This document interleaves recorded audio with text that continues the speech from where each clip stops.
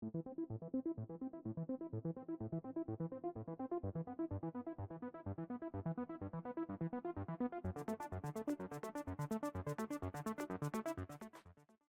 everyone, welcome back to the range. My name is Matt. We're dressed in layers today, so I stay nice and toasty warm. We're out here making some side-by-side trails for the kid and I, and we figured we'd get some shooting done. And while we're doing that, we need to test some armor, because I'm the armor wizard. Zap, zap. That shield you see there is from RTS Tactical. That is their level 3+ steel shield. In the past, we tested their level 3A+ model, and it actually did pretty darn well. But they've discontinued that particular model and only offer the level 3+ now. It's actually the same weight and thickness. They just changed the type of steel and they're able to stop 308, and we're going to see what else it's going to stop. This little guy, I should say big guy, weighs 17.6 pounds. It's approximately 1/4 inch thick, or for those across the pond who always ask me, 7.98 kilograms and 6.35 millimeters thick.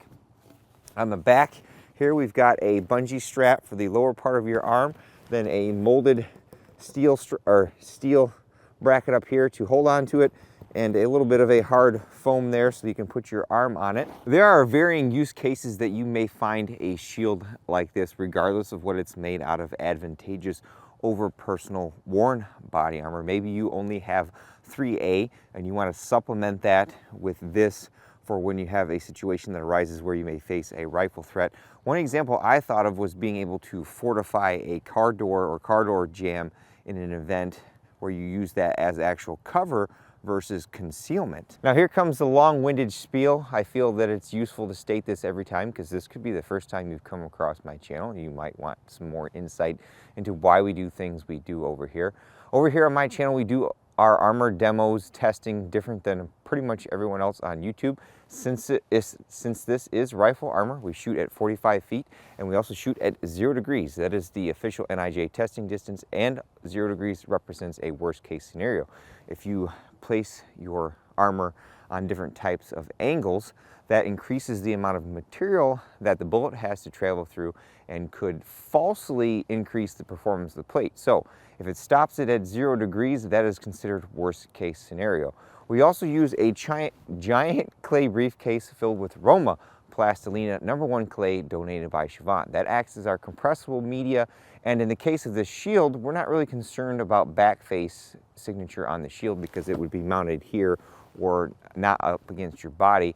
It just acts as a giant box for us to put the armor up against so it's not swinging around. Again, worst case scenario, we're going to get maximum energy transfer to our plate. We also use a chronograph whenever possible. We have a Pro Chrono Pal Digital DLX at 12 feet because we need to know the velocity of that round. There are quite a bit of different quality ammunitions out there available, and not all 55 grain full metal jacket is created the same.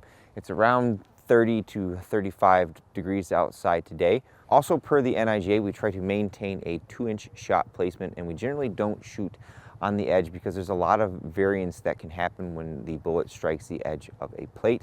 And finally, we put a giant spreadsheet here at the beginning that kind of foreshadows all the threats that I'm going to shoot at it, and then at the end we fill it all out with the velocities and whether it penetrated, and then we send you on your merry way. I forgot to mention in the opening video that in full transparency, RTS Tactical provided us with that shield to demo with no strings attached. Just like other content creators, I have an affiliate link in the description below, and that costs you nothing and essentially earns me a sales credit, and I use a lot of that money to buy more ammunition, or this last time I bought a brand new monitor, hopefully with a little more brightness so we can see it in direct sunlight better. So I put a lot of that money back into the channel. As I mentioned, we tested the level 3A shield last time and it did pretty well, and so we're going to pick up where we left off. So we're going to go to our 5.56 by 45 millimeter threats. We have M193, that's a 55 grain full metal jacket. The spec for that is 3167 feet per second from a 20-inch barrel at 78 feet. Then we have the U.S. Army's military, or U.S. military's current issue ball round, and that's M855A1. 62 grain, copper core, penetrating arrowhead tip, harder and larger than M855. We have a Springfield Hellion or Croatian VHS-2 rifle here with a Yankee Hill Turbo 5.56 and a Primary Arms 1:6 second focal plane scope up top. Hopefully my offsets are correct. I forgot I put a lower scope mount on here, and I just checked it and it should be pretty darn close. If it doesn't penetrate out of the 16-inch, we did bring the 22. So this should be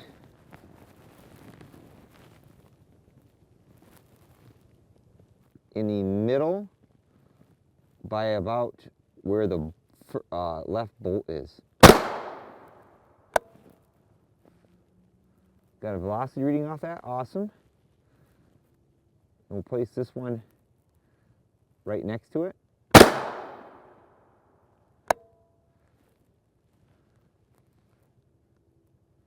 Same with this one, just we're gonna walk right in a line.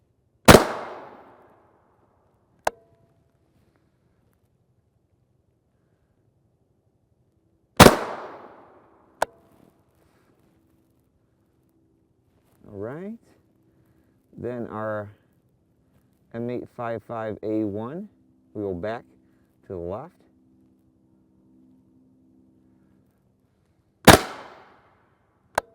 Just lost my strap.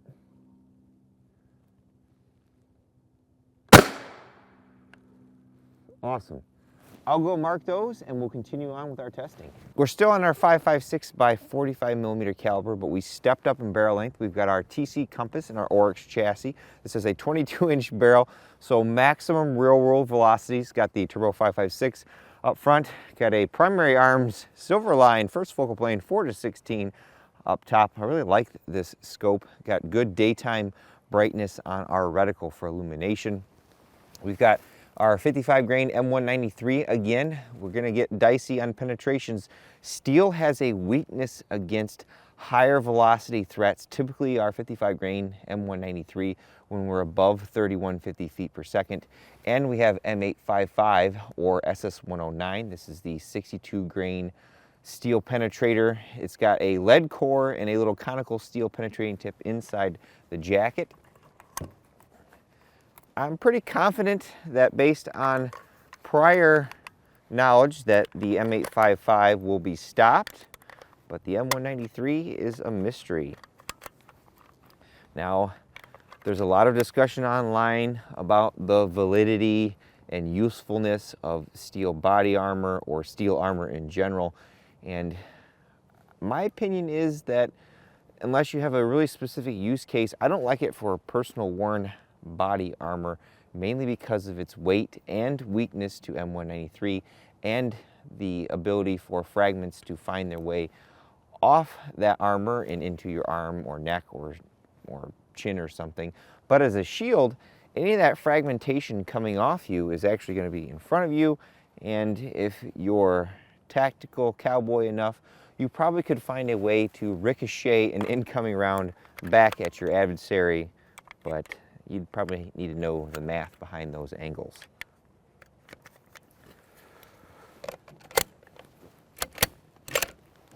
So this should be to the right of the last A1 shot. A little low there.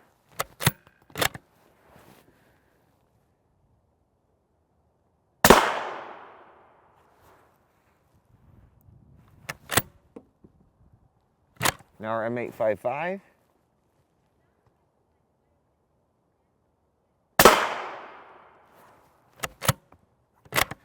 The velocity.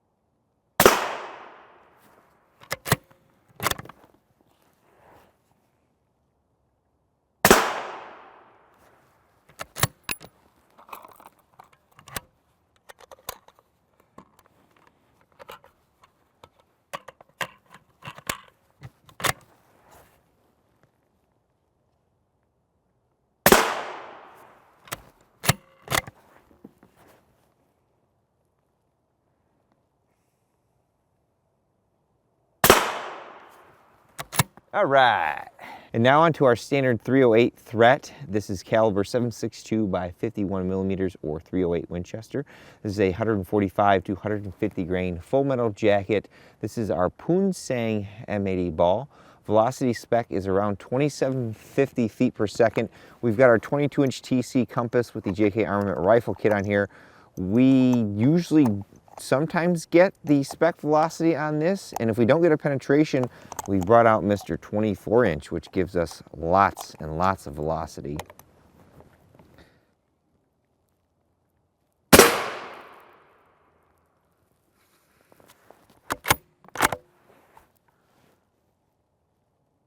$26 something, 2654, so we're under spec.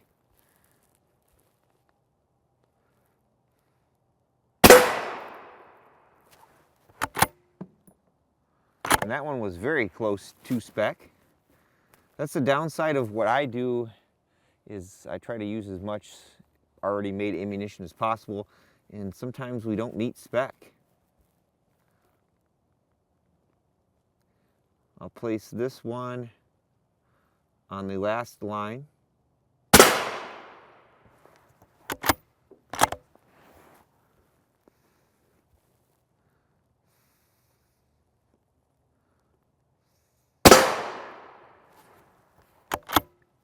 You hear me ringing that steel down there.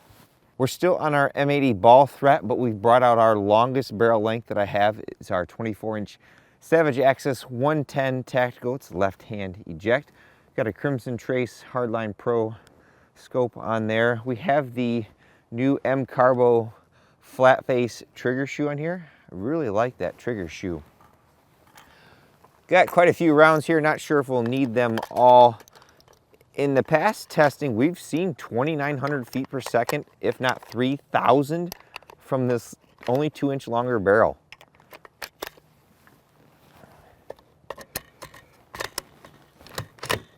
These shots are going to be up top.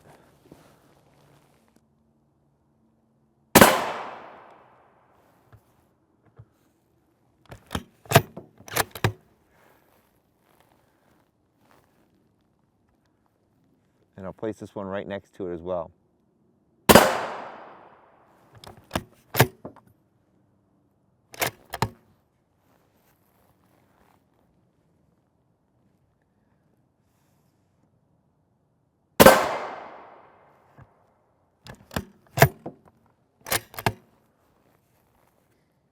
That's some stinky powder.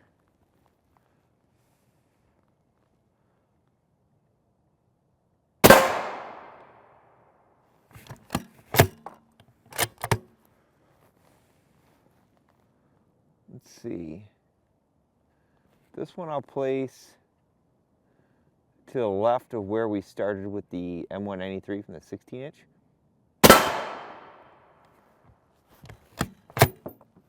All right, let's go see what we did to that shield. We talk about fragmentation coming off of our steel plates, and that's typically the lead and jacket fragments that get broken apart and then they spread out to the side and or down. You can see how torn up this table has become, and we've got parts of our straps coming apart there, but this table is pretty well eaten up.